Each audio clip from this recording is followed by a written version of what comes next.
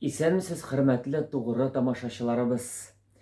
Идегез бергәләп табышмакка җавап эзлик. Миннән табышмак, сездән җавап. Игътибар. Авызы бар, теле юк, тавышы бар, сүзе юк. Нинди уен корал турында сүз.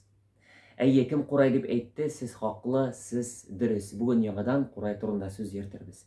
Моңарчы без тимер курайлар турында сөйләшкән идек, ә бүген инде агач курай турында сүз йөртербез.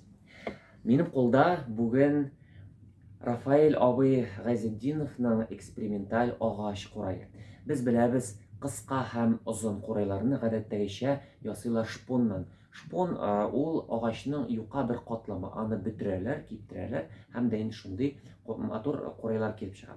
Ә бу курай бер агач кисәгеннән ясалган, артык җирләрен кисеп алганнар да менә шундый курай килеп чыга.